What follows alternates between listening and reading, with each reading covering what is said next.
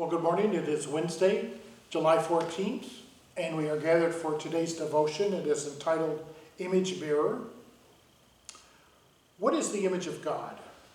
An image is a small imitation or echo, like a reflection in a mirror. So if you bear the image of God, then like God, we experience life through relationships. Like God, we experience love through complementary differences. Like God, we notice and enjoy and name things, starting with the animals, our companions on the earth. Like God, we are caretakers of the garden, which is earth. And like God, we are naked and not ashamed, meaning we can be who we are without fear. Back in ancient times, this was a surprising message.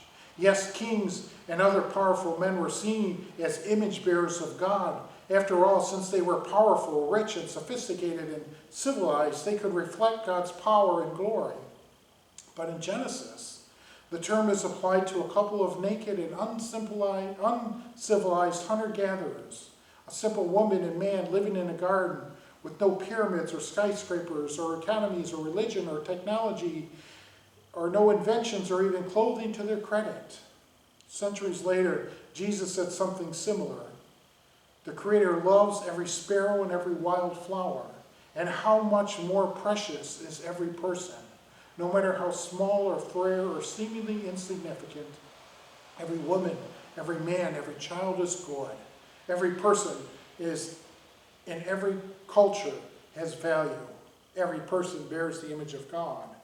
Keep your eyes open for people who may be considered insignificant. Seize them with dignity, bearers of the image of God.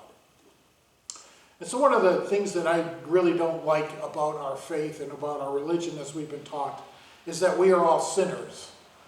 I don't like to be identified as a sinner. It's not to say that I'm not and that I don't sin. That's a part of who I am. But I like to think of it as we are all children of God. We have our faults and failures. We have our good stuff as well. But I like to be looked at as a child of God. And that is what the author is telling us to do. Look around at everybody that you see and be reminded that they are children of God. Whether they're rich or powerful, or whether they're homeless or toothless or whatever they are, sick and diseased, they are all reflect the image of God, and they are God's children. And they are loved by God as much as you and I are loved by God. Look for those people in our society and begin to look at them differently. That is what he wants us to do in this devotion.